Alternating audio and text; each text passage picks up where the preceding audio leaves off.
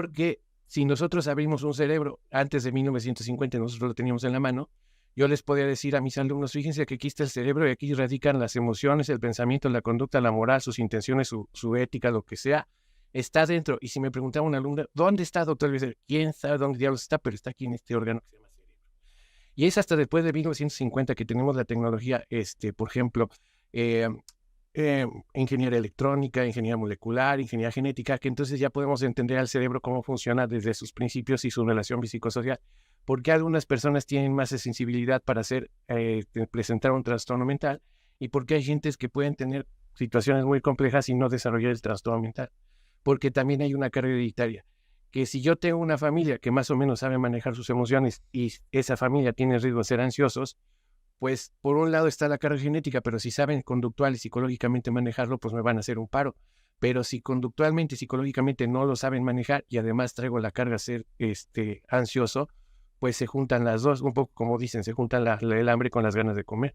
Y entonces, pues a ratos ya tenemos una familia que no maneja emociones, que a lo mejor le expresa mucho, y a lo mejor puedo tener una mamá violenta, o un papá consumidor de alcohol o drogas, o una mamá neurótica, que ya en psiquiatría manejamos mucho de la neurosis, pero digamos que una mamá con problemas emocionales y un papá que a lo mejor se está automedicando con alcohol, pues seguramente los hijos van a generar estos problemas emocionales desde chiquitos, pero muchas veces no son atendidos y no son vistos hasta la edad adulta.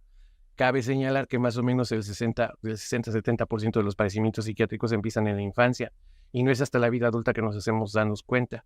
Y según las estadísticas, un paciente pasa en México más o menos desde 8 hasta 16 años, desde que se enferma hasta que encuentra el tratamiento adecuado. Porque precisamente, como decía la colega, visitan primero pues que al brujo, al chamán, al geriatra, al nutriólogo, al gastroenterólogo, a la comadre, a la vecina, a la que lava ropas, a la que atiende. Y al último es el psicólogo. Y el último de los últimos es el psiquiatra. Sí, es para locos. Entonces, normalmente, y ese es el prejuicio. Otro asunto es el prejuicio, que cargamos lo que se llama estigma. Lo pueden buscar en la Organización Mundial de la Salud. Hay muchos estudios a nivel mundial de estigma. Y dicen que entonces hay mucho prejuicio para acercarse a los servicios de salud. Y más en mujeres. Y si la mujer también consume drogas y alcohol, pues el estigma es más fuerte y entonces tardan más en recibir atención. Entonces, porque no es raro escuchar de que pues es que el psicólogo y el psiquiatra están tan locos que por eso estudiaron psicología y psiquiatría. Ellos mismos están mal. Entonces ya desde ahí empezamos mal. Hay prejuicios sobre los medicamentos, sobre la terapia, sobre ir a visitar a los profesionales de salud mental. Y pues esto también retrasa los diagnósticos y los tratamientos. Incluso he escuchado pacientes que ya van a tratamiento, incluso se sienten bien. Pero como la comadre le dijo que es malo ir al psicólogo y tomar medicamentos, luego llegan todos angustiados. Es que me dijo la comadre que no debo de ir porque está mal y que es la psicóloga y que me va a poner a pelear y que no sé qué y que me va a controlar la mente y que los medicamentos me van a hacer adicto. Y yo les pregunto, digo, oye, ¿su comadre cuántos pacientes ha visto? No, pues ninguno, doctor. ¿Cuántos libros ha leído? Pues ninguno, doctor. ¿Y ha atendido algún paciente? No. ¿Y a qué se dedica? Es pastelera. Entonces parece de broma, pero es historia real. Entonces, un poco que estos programas creo que nos sirven mucho como para darnos cuenta de que pues los padecimientos emocionales pues son de todos. Es como tener gripe o diarrea, pues a qué ser humano no le da gripe o diarrea. Y pues un problema emocional, si tenemos emociones, a cualquiera nos puede dar. Y por eso, por el encierro y que ya venía un problema de salud mental, ya más o menos calculado desde 2005, lo que hizo la pandemia fue explotarlo. Incluso hay desabasto, o los servicios de salud están sobrepasados en salud mental en todo el planeta. Rosario, nos decía algo el doctor ahorita que final de cuentas tiene un inicio este problema. Sí. Nos hablabas de esa infancia. Así es. Esa infancia que a lo mejor no fue lo que tú esperabas en un seno familiar. Quisiera que nos hablaras de ello para que pudiéramos entrar dónde nace esta problemática contigo. Sí, por supuesto. Bueno, en el proceso de mi entorno familiar, desde mi infancia, ahí pude encontrar que efectivamente yo padecí de niña este tipo de trastornos. ¿Por qué? Porque al tener una mamá con esta enfermedad de la neurosis, detonaba un temperamento bastante amplio, ¿no? Bastante fuerte. Entonces, con un grito, con un regaño, ¿qué pasaba conmigo? Pues inmediatamente yo saltaba de miedo y eso a mí me ocasionaba mucha ansiedad. Me empezaban a hormiguear las manos. Desarrollé el comerme las uñas. Muchos años duré con ese problema de comerme las uñas. Desde chiquita empecé a hacerlo. Entonces, desde ahí y así, mi infancia se vio afectada por este problema de ansiedad y y más que nada, cuando ya entré en etapas de adolescencia y de adultez, ahí fue cuando pues, también desde la infancia estuve arrastrando este tipo de trastorno. Eso es lo que te puedo decir. Tere, acabamos de escuchar una relatoría que obviamente la escuchas constantemente en el consultorio, ¿no? Sí. O sea, de esa infancia que de repente trastoca toda la vida, porque lo decía el doctor hace un momento, lo decías tú, final de cuentas no se puede vivir cargando un costal de emociones y un costal de problemas mentales. Tere, ¿qué pasa con esas personas que deberían de ser atacadas de la infancia y que de repente los padres no tenemos esa capacidad de ver este ejemplo que estamos escuchando, que lo evitamos y lo evadimos porque pensamos que vamos a tener como a un hijito que está mal mentalmente y la gente nos va a criticar por ser atendidos? ¿Qué recomendación nos haces y qué puedes comentar respecto a lo que acabamos de escuchar? Mira, mi recomendación para los padres de familia es que escuchen a sus hijos, ¿sí? Eso es muy importante. Quiero comentarte que yo tengo un trastorno de ansiedad generalizada. Y cuando yo era niña, desde niña padezco ansiedad, y yo iba y le comentaba a mi mamá lo que me pasaba y cómo me sentía y etcétera, ¿no? Y ella me decía, las niñas de 9 años no pueden estar nerviosas, por ejemplo, ¿no? Eso es invalidar, ¿sí? ¿Y qué sucedió? Pasaron los años y hasta que un día explotó ya en un trastorno, a los 38 años también, igual que Chayo, ¿no? Y entonces, ¿qué pasa? Que hay una baja calidad de vida cuando hay ansiedad, ¿sí? Y se pueden pasar muchos años. Decía Carlos que hasta 16 años en promedio, ¿no? Son muchísimos años para una deteriorada calidad de vida. Entonces es importante hablar de esto, promover esto. Estar ansioso no tiene que ver con estar loco, ¿sí? Tiene que ver con, es una enfermedad que puede al principio manejarse terapéuticamente y valorar si se necesita ayuda psiquiátrica y si se necesita dar ayuda psiquiátrica, ¿sí? Para que no avance. La ansiedad, si no se atiende, avanza, ¿sí?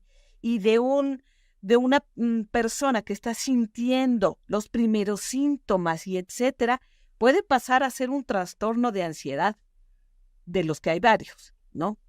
Entonces, me gustaría comentar, si me lo permites, cuáles son los disparadores de la ansiedad, ¿sí? Adelante, Tere, adelante. Que eso me parece muy importante.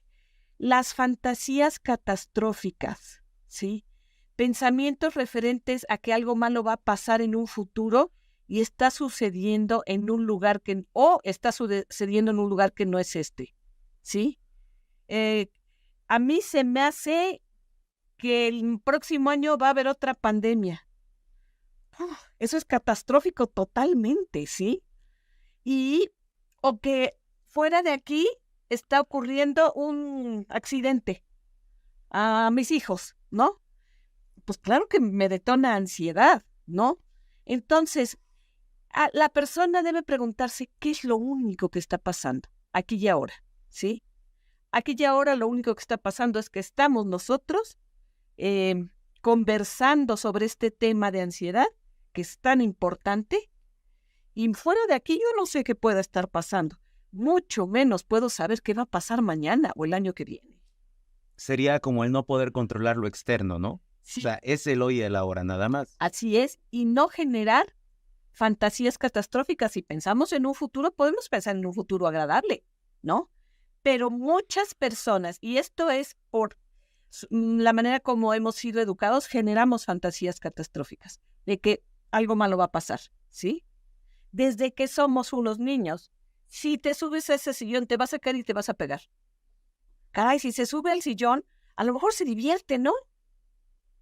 No se va a caer y se va a pegar a fuerza. Eso ya es generar una fantasía catastrófica. Otro disparador de la ansiedad son los asuntos inconclusos. situaciones importantes no terminadas y que se siguen haciendo presentes. No importa si se me olvidó cerrar la pasta de dientes. Es un asunto inconcluso sin importancia alguna. Pero si hay cosas que yo no le dije a mi padre y que ya murió y que eran muy importantes, eso es un asunto inconcluso importante. Y eso lo puedo trabajar, ¿sí? Aunque ya esté muerto. Y lo puedo trabajar en terapia. La tercera, autoexigencia disfuncional, que es diferente de la disciplina. La disciplina es una autoexigencia funcional. Si no tuviéramos disciplina, no tendríamos logros. Pero hay una delgada línea para las personas con ansiedad en que pasamos a la autoexigencia disfuncional. Generalmente fuimos educados con lo que haces no es suficiente, ¿sí? Y aunque me esfuerce y aunque haga más y aunque me siguen diciendo, lo podrías hacer mejor, ¿eh? Entonces, esa se convierte en una autoexigencia disfuncional. ¿Qué pasa? Que cuando yo soy ya adolescente o adulto, me lo digo yo, ¿sí? Lo que hago no está siendo suficiente. Entonces, nunca es suficiente y eso me causa ansiedad, ¿sí? El cuarto y último, el autosabotaje, es meterse el pie a uno mismo. Ya que estoy a punto de lograr algo, procrastino o no termino. Ejemplos, me gustaría cambiar de trabajo, pero cuando ya tengo la cita para ir a la entrevista, no voy. Me dio miedo, ¿sí? O quiero comenzar a hacer ejercicio porque sé que es sano y etcétera, pero cuando voy, no, me quedé dormida, ¿sí? Eso es el autosabotaje. Son los disparadores de la ansiedad, o sea, seguros, ¿sí? Son 4. Y creo que es importante tomarlos en cuenta. Gracias. Tere, antes que pasemos con el doctor. Sí. En el último punto señalabas que la ansiedad tiene mucha relación con el miedo. Sí. Sí, de hecho, la ansiedad, con el miedo y con la intranquilidad, es un miedo e intranquilidad excesivas y permanentes, ¿sí? Podemos tener miedo, pues somos seres humanos, ¿no? Pero que permanentemente estemos con miedo y con mucho miedo, ¿no? Pues eso claro que afecta, se convierte en ansiedad. ¿Ok? Doctor, un tema muy importante que señalabas hace unos momentos. La sociedad generalmente dice, bueno, ir al psiquiatra es porque estamos locos, ¿no? Y más cuando tienes que llevar a un menor de edad, y más cuando tienes que diagnosticar a un niño de 8, 9, 10, 11 años. Sí. O sea, para la sociedad es así como que, híjole, tiene un hijo que está loquito, ¿no? A lo mejor. Pero hoy vemos un tema, y tú nos lo señalabas puntualmente hace unos momentos, que tiene que ver con la infancia donde se dispara el problema de la ansiedad. Escuchamos ahorita a Rosario narrándonos esa historia. Obviamente hay historias más desgarradoras, hay historias que tienen más problemática. ¿Qué les puedes decir el día de hoy a Rosario y a las personas que no han sido atendidas con ese problema que se detonó en la infancia? Pues pase uno, reforzando lo que dice la colega, la doctora. Mire, yo creo que cada quien sabe lo que siente, ¿no? Entonces, por ejemplo, les digo esto porque muchas veces tú no puedes sentir porque eres un chiquito y los chiquitos no tienen ansiedad. Pues eso pues, es invalidación, como dice la doctora. Pero también quiero agarrar este punto para expresarles que lo que uno siente es lo que uno siente. Es decir, yo no tengo útero, entonces a mí no me duele la menstruación cada mes, pero a las mujeres sí. Entonces si llegan al consultorio y me dicen que les duele por la menstruación, yo dijera, ay no, como yo no tengo, a mí no me duele, pues es completamente absurdo e invalidante porque yo ni tengo.